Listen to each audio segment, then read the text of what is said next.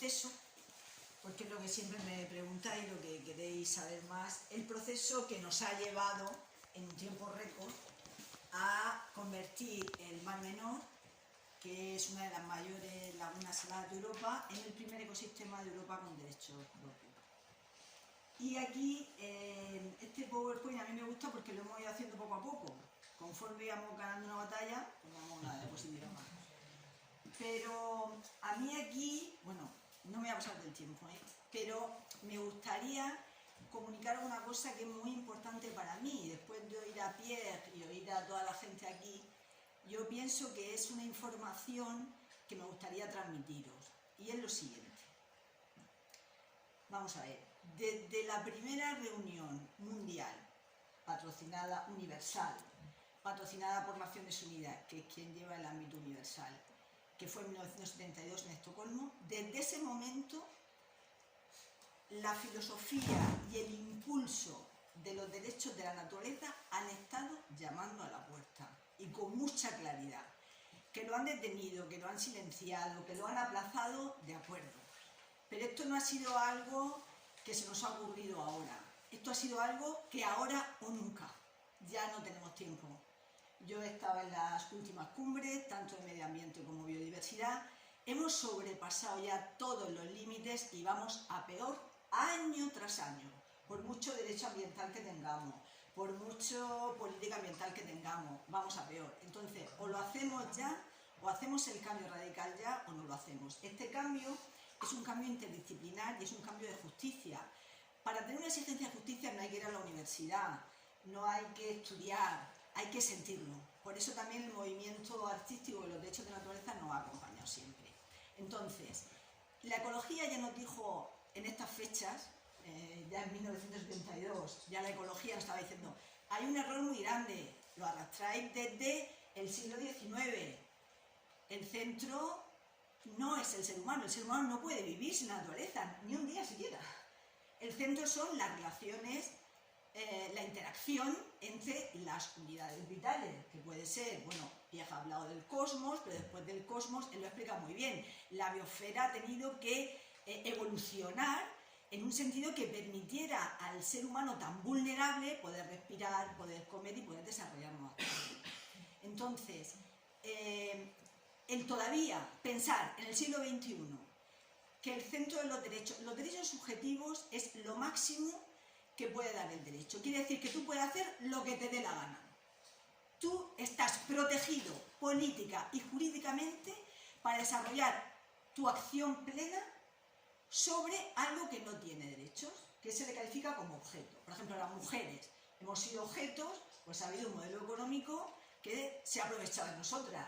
Nosotras siempre hemos trabajado, siempre hemos llevado la supervivencia del grupo, pero no hemos tenido ningún coste. Los niños, los pueblos indígenas, eso lo resolvimos con la justicia social, teóricamente. Pero el modelo más avanzado de Occidente, que ha sido la justicia social, no dice nada de la interacción del ser humano con la naturaleza. Luego, si no dice nada, de ese modelo no pueden salir derechos de la naturaleza. ¿No? Tendrá que salir de un modelo que reconozca esa interacción. Eso ya nos lo dijo la ecología, lleva un siglo ya diciéndolo, y nosotros seguimos diciendo que los derechos desde el siglo XIX los tienen las corporaciones, los tienen los barcos, los tienen las funerarias, los tienen los bancos, pero la naturaleza es un objeto. Eso quiere decir que la naturaleza va a seguir siendo explotada ilimitadamente. Entonces, esta idea yo lo que quería decir es, vamos a ver, en 1972 aparece Estocolmo, ¿vale? En la Declaración de Estocolmo ya se dice, el concepto central ya es el de armonía de la naturaleza. En esta conferencia, que es sobre el medio ambiente humano, nos dice, para llegar a la plenitud de la libertad, dentro de la naturaleza, el hombre debe aplicar su conocimiento para forjar en armonía con ella un medio mejor. Desde esta cumbre hasta la cumbre del 92, que es lo que llamamos la cumbre de la Tierra, pasan cosas importantes. Por ejemplo, la Carta Mundial de la Naturaleza, en 1982. La Carta Mundial de la Naturaleza ya empieza diciendo, la especie humana es parte de la naturaleza y la vida depende del funcionamiento ininterrumpido de todos los ecosistemas naturales.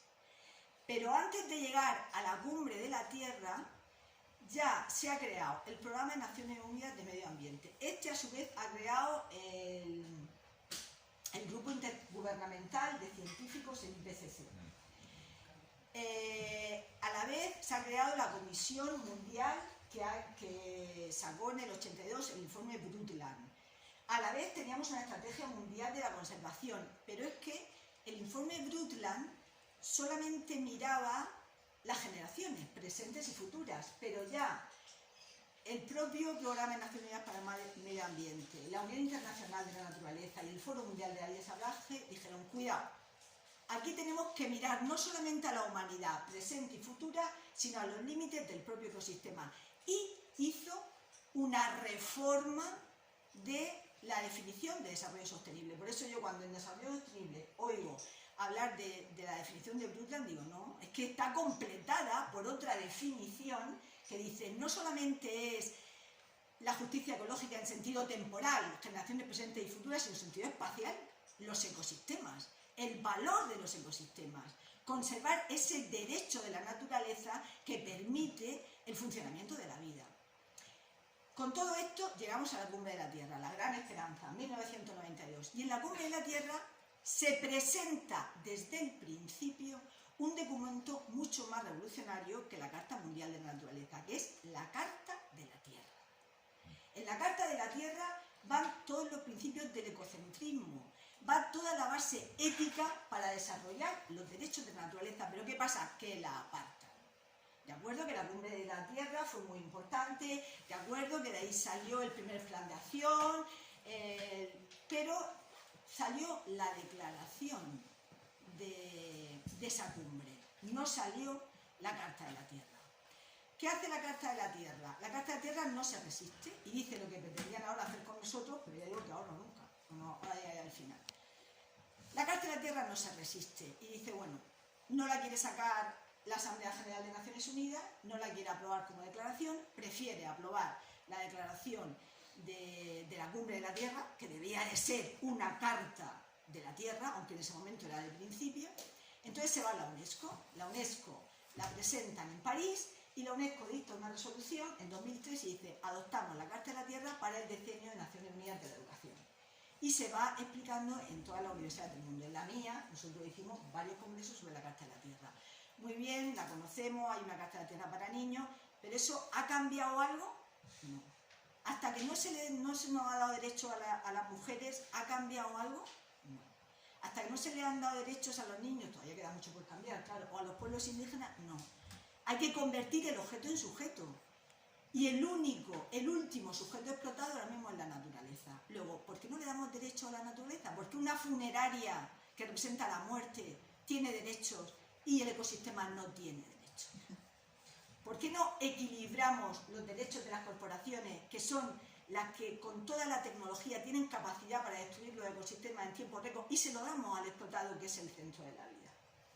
Entonces, esta idea, aunque se está desplazando, sigue ahí. Pasan 10 años, siguiente cumbre.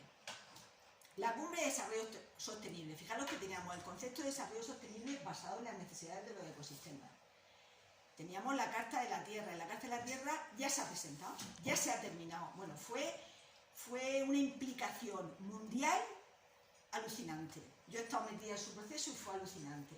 Está ya terminada y solamente se la ponen ahí delante. Vale, para esta Cumbre de Desarrollo Sostenible vamos a sacar la Carta de la Tierra. No se saca la Carta de la Tierra. Y avanzamos hasta la siguiente, Río +20, hasta 2012. ¿Qué pasa ahí de novedoso? Pues hay la única reunión o conferencia internacional que no está reconocida por Naciones Unidas, que es Cochabamba. Yo también participé en Cochabamba, igual que mucha gente, y yo aluciné. Digo, joder, estos sí que son derechos de la naturaleza, estos sí que son derechos de la madre tierra, esto sí que es implicación y participación social en un nuevo modelo. Entonces, como en ese momento estaban haciendo un nuevo movimiento en Latinoamérica de empoderar a sus representantes políticos nacidos de allí, impulsados por el pueblo, y un nuevo modelo de ecología, pues Evo Morales, cuando acaba, dice, bueno, yo voy a utilizar mi poder. Además, estaba amparado pues, por todo el ALBA y todo ese movimiento, ¿no? Y voy a ir con 2 resoluciones a la Asamblea General. porque él formaba parte, como todos los demás, de preparar la cumbre de Río +20. Y dice, bueno, aquí tenemos dos resoluciones, que son la resolución de la Declaración Universal de los Derechos de la Madre Tierra, que lo pongo aquí, a ver si lo podemos convertir entre todos en una Declaración Universal. Las Naciones Unidas lo aparca, dice que no, que ahí se queda, pero luego hay otra que sí tiene éxito porque era más suave, que era el Día de la Tierra.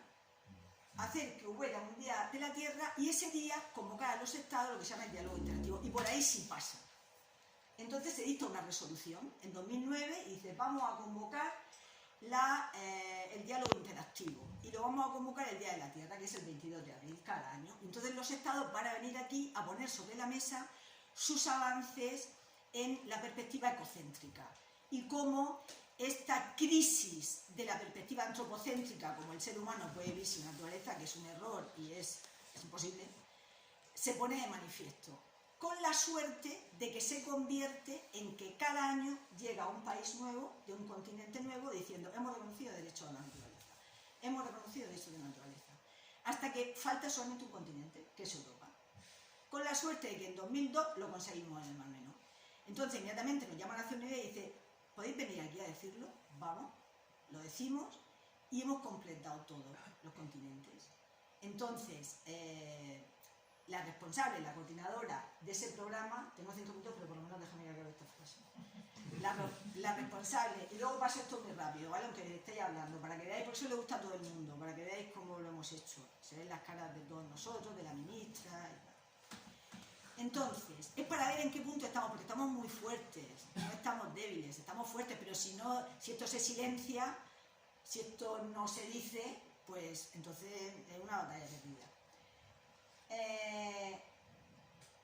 Total, que bueno, entonces la responsable, la coordinadora del programa dice, bueno, si estamos todos los continentes, vamos a hacer una asamblea de la Tierra. Más de 50 años después del primer intento en el 72.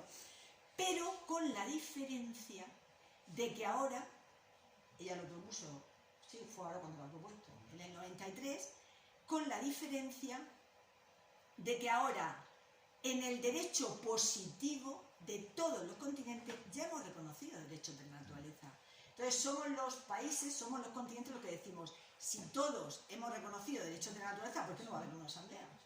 En que se haga, aparte, como dice la resolución, esta Asamblea de la Tierra va a ser para reorientar la Agenda 2030, que va a ser un fracaso, por lo menos vamos a tomarlo como que no ha sido un fracaso, ha sido un primer paso, pero vamos a reinterpretarlo con los derechos de la naturaleza y para hacer una Declaración Universal de los Derechos de la Naturaleza. Porque si, como he empezado diciendo, en el siglo XX, todos los problemas de justicia social, de desigualdad, que ya en el siglo XXI el genoma nos ha dicho que esto era un error, el considerar que un ser humano éramos superiores a otros, si eso lo resolvimos con el paradigma de la justicia social y los derechos sociales, pues ahora que la ecología y las ciencias de la naturaleza nos han dicho que es un error seguir en el paradigma del ecocentrismo, pues vamos a hacer una Declaración Universal de los Derechos de la Naturaleza y seguir avanzando en igualdad y en solidaridad y en intentar, ante un momento tan radical, una solución radical. Y en ese punto es en el que nos encontramos. Entonces, lo que hemos conseguido en España, por eso se lo decía a Pierre, que además le tengo mucho cariño porque me he dado cuenta que yo estuve en la presentación de su libro en Nápoles. Te he dicho 5 años, yo creo que fueron 15 años, hace 15 años. Entonces, se lo he dicho porque es tan importante lo que hemos conseguido. Si no lo hubiéramos conseguido, no tendríamos ahora una Asamblea de la Tierra para el año que viene. Y ahora podemos empezar todas las universidades. Luego, esto no va en contra del derecho ambiental, pero es un paso más al derecho ambiental. Y bueno, ahora si queréis, bueno, si tú me dejas...